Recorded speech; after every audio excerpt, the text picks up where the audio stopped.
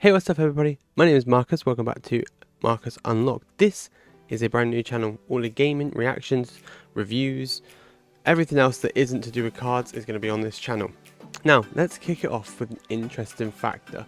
So, Funko, at the moment, doesn't think that they're going to be able to stand another 12 months with their current financial losses. Obviously, this year alone, they've lost 68.1 million over the last 9 months, and then $1 million in the quarter currently.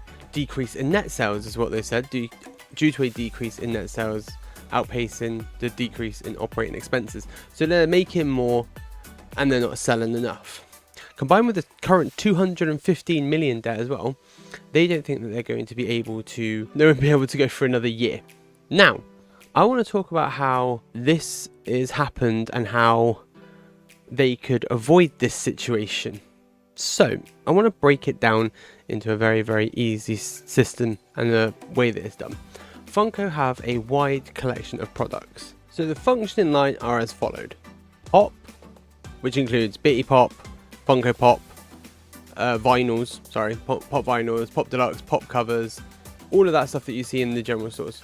The chase variants of the Pops, convention exclusive of the Pops, retail exclusives. Then you have Bitty Pop, Mystery Mini, Pops with Purpose, Funko Games, NFTs, that's a terrible, terrible idea, and more.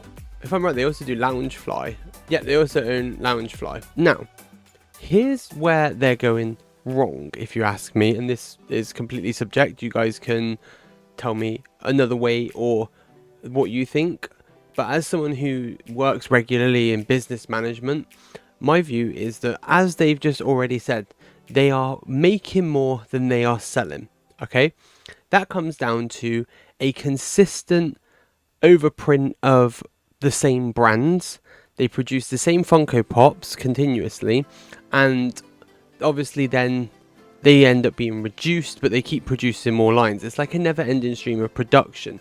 Not to mention consistent, by the way. There's always a new pop on pre-order. There's always a new line. Same with Loungefly, new bags, everything like that. And they just print and print and print. Okay, then obviously Pop Games itself, Funko Fusion didn't do too well. All of that stuff, especially making a video game, is very, very expensive. So the losses of everything has just kind of gone downhill. Now, what they've also then have to add on top of that is, because they're producing these consistent Pop vinyls, factory costs and everything like that would also then factor in wages, salaries, everything. Also buying all the licenses. You're buying more licenses than you're shipping out. Buying a new person. You know, I saw a comment not too recently, and someone was like, you know, you keep printing Art the Clowns, and that's it.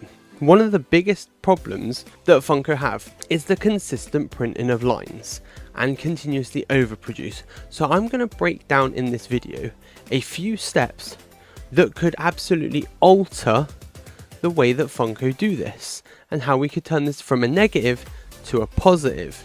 Now, if you guys agree with me, hit that like, that subscribe, and that little notification bell for way more content. But let's start here with Funko itself. Let's start with production. Okay, I have here one of the Dragon Ball Z Goku. Now, if I'm honest with you, these things look like they're 3D printed. They definitely are 3D printed. If they're not, they should be. To keep that production cost down, they should be 3D printed.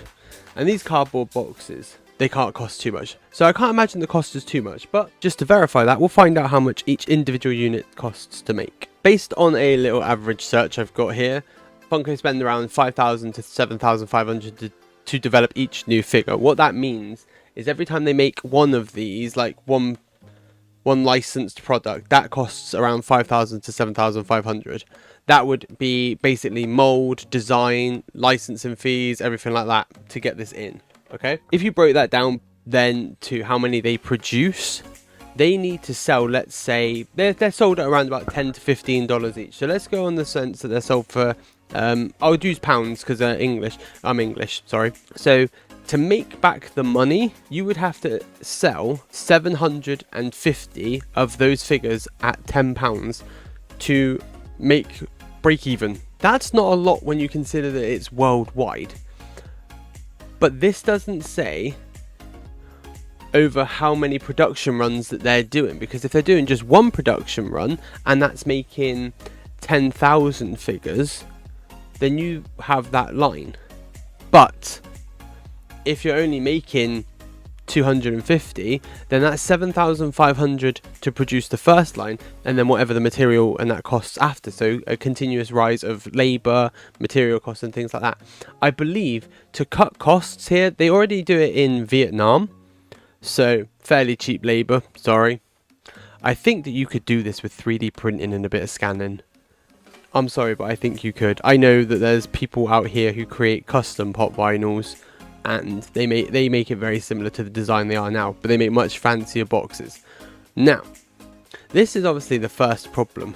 Now, how do we tackle this? As I said, 3D printing is a great way to start, but there's an overview on how to make this brand more desirable, and this leads me on to the main section of this video, how I would turn it around.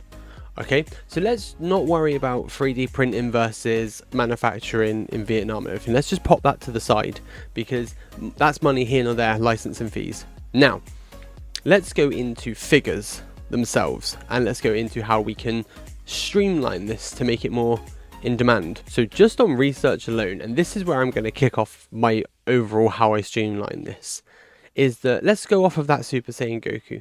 There are at least, not confirmed however many, but at least 20 different Goku Funko Pops. Now, obviously there is different transformations of Goku, and that's a very, very good shout to obviously have all those variations. But if you guys know, there is a lot of very similar ones, and they've made some that are the same but have a chase. So you've got Super Saiyan Goku twice. I think that the way that Funko need to do this is it needs to be divided into a different atmosphere. So this is what I would do. Let's start with your base Funko Pop. So this is my Goku Funko Pop. This Funko Pop will be sold. This will be the first one that you make. Okay, so this is my first one. Right? Then let's say I've got a chase variant as well. So I'm going to have a chase variant. And that's going to be, I don't know. Let's say we had this. Let's use this one as an example. Okay, so let's use this one because this is the rarest Funko Pop that has been made so far, which is the Super Saiyan Goku, the limited vinyl, which is the cartoon drawing here. If you can see it as it is, very, very limited. I believe there's only 1,999 of them actually made, which is where this needs to go. So what we're going to do is we're going to completely change the structure of Funko in general. Okay, so now, just like Labubu's. Sorry, what? Yeah, you heard it. I'm going to do Labubu's. You're going to get, instead of being able to just buy this off the shelf, you're going to buy a blind box. So I'm going to make a blind box, and in it, you will have this one available, or there will be a chase Funko Pop. Now, this will only be in a very limited line. So let's say the 7,500 production cost makes, let's just say it made 5,000 units. Okay, so you're going to have 5,000 of these, and then dotted across the world, we're going to have 250 of these Goku Funko Pops that are a limited run. Now they're all going to be in a blind box. You're not going to know what you get. These are only going to be able to buy in a blind box, and you can't find a way to detect what they are. Now, what's going to make this very special is that these are going to have their number of 1 to 5,000 on the unit, so you know that you bought a numbered one. And then this one is going to have its chase sticker on it, as it does, and one of 2 and the number up to 250. Now, both of them would come packaged in a protective case, because I can't tell you how many times I've had these delivered and they look like they've been drop kicked through my door. So that's where I would first start. How can we make this even more interesting, you say? Because obviously selling these as a blind box at a limited of 5,000 and a limit of 250 chase. Once they're gone, that's it. That's my production line done. I don't need to print it again. How else can I streamline this? Well, funny you should say that, because I thought of a really, really cool idea. Now I'm going to go into exclusive.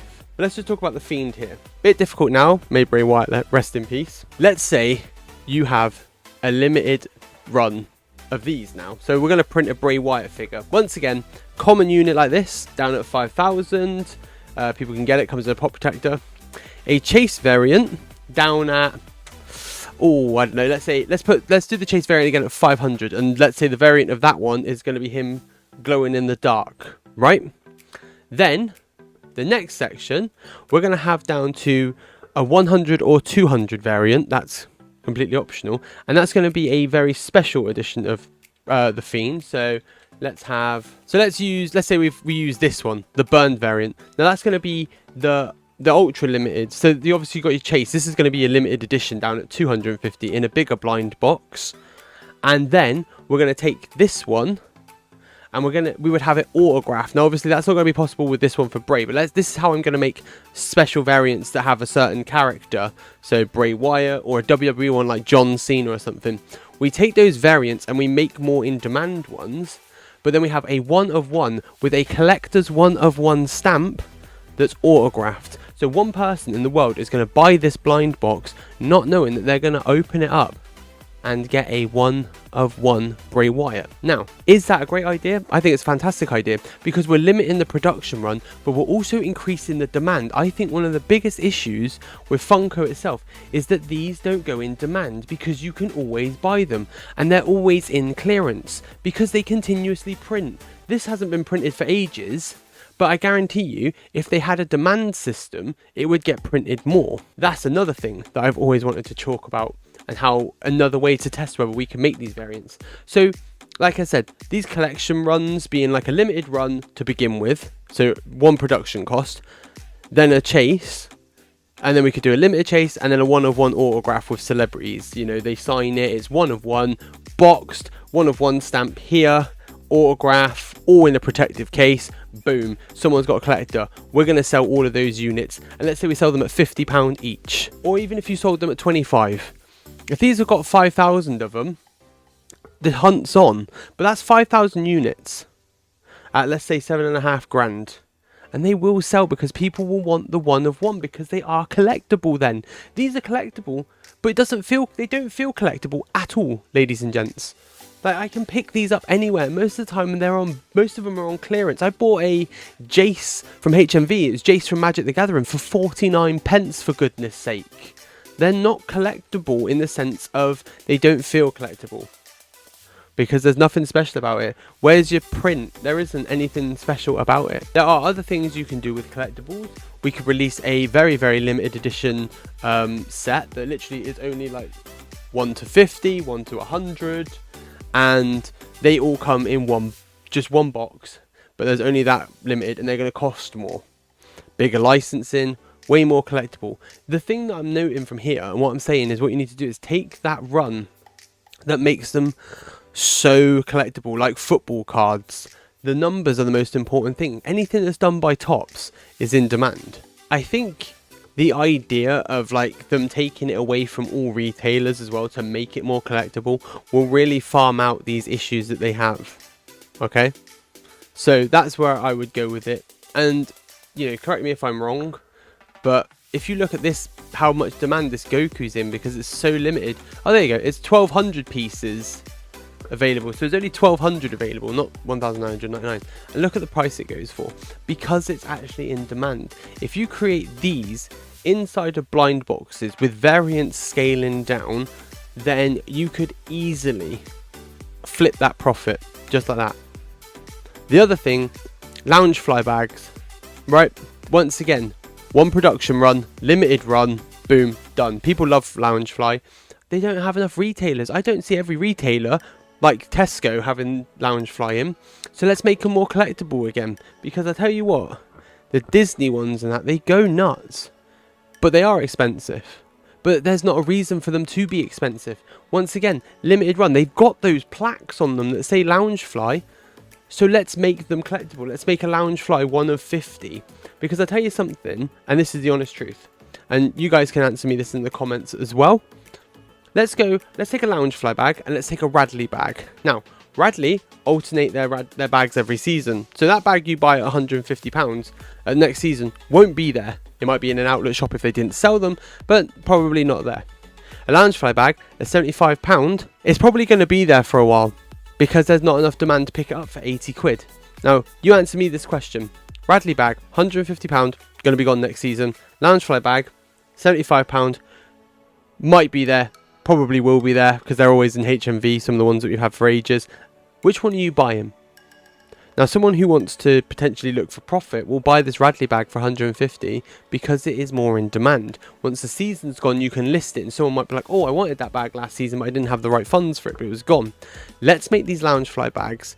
They're great as they are in their current collector form, but scale it again, because you're making so many variants. There's like 3 different variants of Chucky already. If you're going to make them, scale down your amount of how many you're making. 75, 100, 250, 1,000. Limited runs, make them in demand. We're reducing production costs while increasing the want for them because they're in a limited run. And now, the last bit that I have an idea for. Does this website look familiar to you? I don't know, Jeff. Because how do Lego sell so many units of their big expensive sets? Because all of these things are tested, and if they hit over the threshold, then they get put into consideration. Now, let's look at this one, for example. So we've got the Arcane Bridge from the League of Legends Arcane Bridge, okay? At the moment, 289 supporters with 422 left to get 1k supporters. Now, the way that I would make this happen in Funko was that I would take this idea and come up with an idea of Funko Pop. So let's just do a moments one. You know, like the moments ones where they're like a scene from a movie or something. Let's do a scene from WWE. Let's do Bray Wyatt emerging from the swamp, like in SummerSlam in the COVID era that he did. Now, I'm going to pop that idea up on the website as a drummed up idea of what it could look like. And what we're going to do is we're then going to say we need 5,000 likes for this to come into fruition. Okay, now we'll put it with some other ideas of other moments as well, so different brands, different licenses, different wrestlers and things. And let's say if it struggles over 365 days to just break 5,000, but one like a John Cena with the last time is now, so his retirement match on the 13th of December, you know, his moment smashes 5,000 in less than a day, then we can take that and go, right, you took a long time to build up, so we're not going to make that idea, but the other one smashed it, we're going to make that idea. And then what we do is we take that idea that is from your likes, from you as people, you know, we'll take those ideas that you guys liked and we'll make them then into this limited collector's run.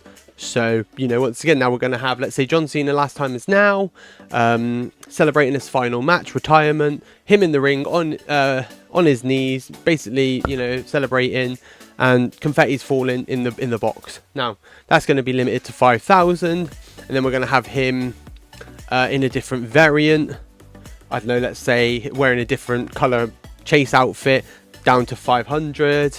Then we'll have him in maybe in a different pose for a limited 250 run, and then we'll have a 1-of-1 autographed John Cena last time is now. All of that produced into one blind box that sells for $49.99.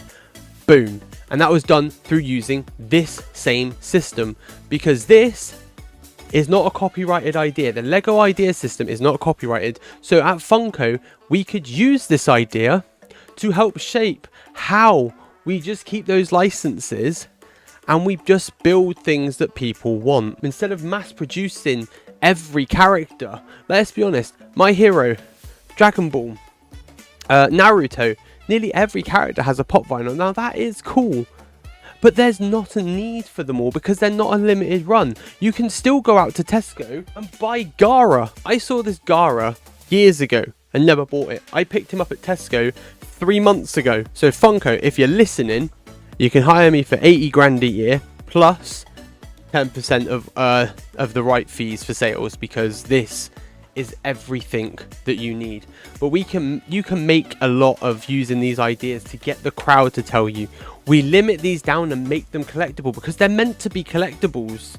But tell me, ladies and gentlemen, tell me in the comments, do you feel like all of these box standard ones are collectible, or is it only the chase to go after? And even with the chase, how many are there? We don't know. So guys, these are the ideas that I would have that would make Funko back in the green very fast. and then make them collectible again. Guys, if you think my ideas are great, let me know in the comments. Let me know if you think there's something that I've missed on or something I could type in on. If you agree with me, let me know. If you disagree with me, tell me why. I would love to see your theory why this wouldn't work.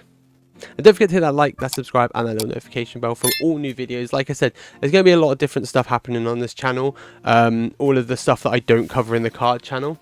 And yeah, guys, thank you so much for all the support. I will see you on the next one. Take care. See you later.